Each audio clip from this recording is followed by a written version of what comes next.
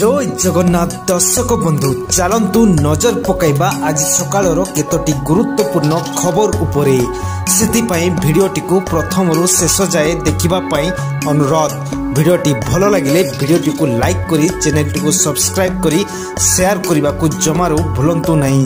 तेबे चलतु नजर पकाइबा आज सकाळर केतोटी गुरुत्वपूर्ण खबर उपरे। राशन कार्ड सह मिलिबो 1000 टंका नगद। नवा वर्ष रे बड़ उपहार देबे पीएम। एणिकी राशन कार्ड धारी को 1000 टंका नगद राशि मिलिबो। भारत सरकार को एही नुआ योजना रे जदि आवेदन करि नाहंती तेबे तुरंत आवेदन प्रक्रिया रे भाग नियंतु। वर्तमान भारत सरकार एक नुआ योजना आरंभ करिबा पई जाउछंती। एथिरे राशन सह मासिक 1000 टंका प्रदान करा जिवो। तेबे जेउ नागरिक माने राशन कार्ड धारी से माने एही योजना रे आवेदन करि परिबे।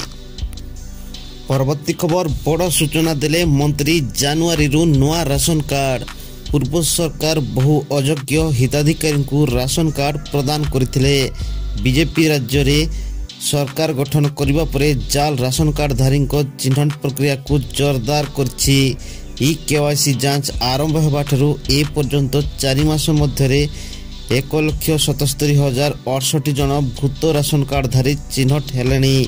एही प्रक्रिया जारी रहितबारु भूत राशन कार्ड धारी संख्या आहुरी अधिक होबो बोली कहा जाउछि।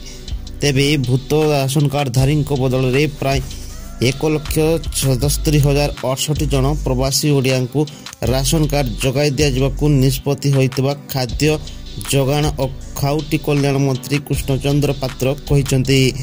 गंजाम जिले में सर्वाधिक 24,579 जन प्रवासी को राशन कार्ड दिया जाइथवा बेले मयूरभंज जिले में सर्वनिम्न 1,035 जन प्रवासी ओडिया को राशन कार्ड दिया जाइछि। परवर्ती खबर चिलिका रे डंगा बाटबणा 14 पर्यटकों को उद्धार कले अग्निशम कर्मचारी। कालीजाई दर्शन करने को जाई फेरिया बेले बाटबणा होगला डंगा। चिलिका मझिरे फसीगले पर्यटक खबर पाई उद्धार कला अग्निशम बाहिनी। सूचना अनुसार भुवनेश्वर 14 जन पर्यटक शुक्रवार कालीजाई बुलिया को जाइथिले। कालीजाई फेरिया बेले डंगा बाटबणा हो जाइथिला। फल चिलिका मझिरे डंगा फसी रहिथिला। उपाय शून्य होई साहाय्य पाई चित्कार करथिले। शेषरे सेमाने 112 नंबर को फोन करथिले। फोन कॉल पाई बालुगां अग्निशम बाहिनी घटनास्थल रे पहुंची सेमान को उद्धार करथिले। परवर्ती खबर जंगल रु 52 किलो सोना नगद 10 कोटी जबत। आयकर विभाग अधिकारी माने शुक्रवार मध्य प्रदेश राजधानी भोपाल निकटस्थ मिंडोरी जंगल रु एक परित्यक्त कार रु 52 किलो ओजनर सोना बिस्कुट और नगद 10 कोटी टंका जबत करथिबा जणा पड़छि।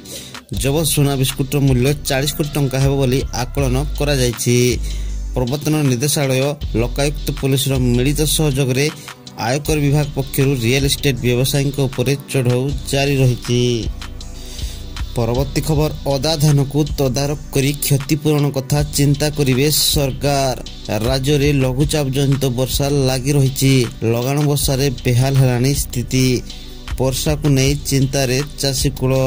धान बिल रे पड़ी धान केउठी मंडी खोलिनी तो आउ केउठी अव्यवस्था। एभली स्थिति चाषी मुंडरे पड़ी चड़क।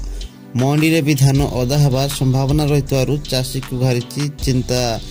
तेबे एभली स्थिति रे एहाकु नै प्रतिक्रिया रखिछंती संबाई मंत्री प्रदीप बलसामत। से कहिछंती राज्य रे लघुचाप जनित वर्षा होछि बिल रे धान गजा हेबार संभावना रहिछि। तेबे चाषींकर अदा होइतबा धान को तदारक करी क्षतिपूरण कथा राज्य सरकार चिंता करिवे बोली मंत्री कहिछंती।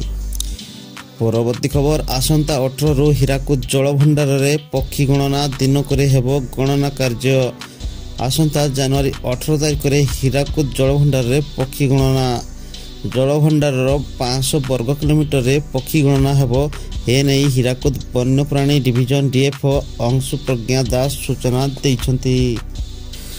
परवर्ती खबर जनवरी रे मिलिबो सुभद्रा योजनार चतुर्थ पर्याय टंका। योग्य हिताधिकारी को दिया जिवो नुआ वर्ष भेटी।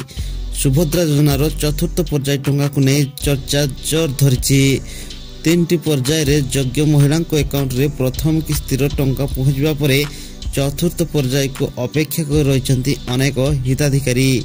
କିନ୍ତୁ ଚତୁର୍ଥ ପର୍ଯ୍ୟାୟ ଟଙ୍କା ଡିସେମ୍ବର 25 ଦେବାକୁ ଥିବା ବେଳେ ଏହାକୁ ସ୍ଥଗିତ ରଖାଯାଇଛି।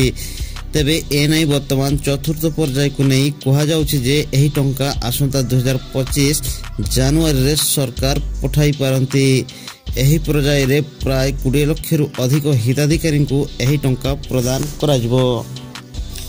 ପରବର୍ତ୍ତୀ ଖବର, ଏହି ନିୟମ ଉଲ୍ଲଂଘନ କରିଥିବାରୁ ବିରାଟଙ୍କ ପବ୍କୁ ମିଳିଲା ନୋଟିସ୍। ନିୟମ ଉଲ୍ଲଂଘନ କରିଥିବାରୁ ଭାରତୀୟ କ୍ରିକେଟର ବିରାଟ କୋହଲିଙ୍କ ପବ୍କୁ ମିଳିଲା ନୋଟିସ୍। ବେଙ୍ଗାଲୁରୁ ଚିନ୍ନାସ୍ୱାମୀ ଆନ୍ତର୍ଜାତୀୟ କ୍ରିକେଟ ଷ୍ଟାଡିୟମ ନିକଟରେ ଥିବା ଏହି ପବ୍ ଅଗ୍ନି ନିରାପତ୍ତା ନିୟମ ଉଲ୍ଲଂଘନ କରିଥିବା ଜଣାଯାଇଛି। ଏ ବିଷୟରେ ଜାଣିବା ପରେ ବେଙ୍ଗାଲୁରୁ ବୃହତ ମହାନଗରପାଳିକା କ୍ରିକେଟର ବିରାଟ କୋହଲିଙ୍କ ପବ୍ 18 କମ୍ୟୁନିକୁ ନୋଟିସ୍ ଜାରି କରିଛି। ପରବର୍ତ୍ତୀ ଖବର, କେଜରିୱାଲଙ୍କ ବଡ଼ ଉପହାର। ଦିଲ୍ଲୀ ବିଧାନସଭା ନିର୍ବାଚନ ପୂର୍ବରୁ ଆମ୍ ଆଦମୀ ପାର୍ଟି ଲୋକଙ୍କ ପାଇଁ ପେଡ଼ି ଖୋଲିଛି। ପ୍ରଥମେ ମହିଳାଙ୍କ ପାଇଁ, ପରେ ବୃଦ୍ଧମାନଙ୍କ ପାଇଁ ଏବଂ ବର୍ତ୍ତମାନ ପିଲାମାନଙ୍କ ପାଇଁ।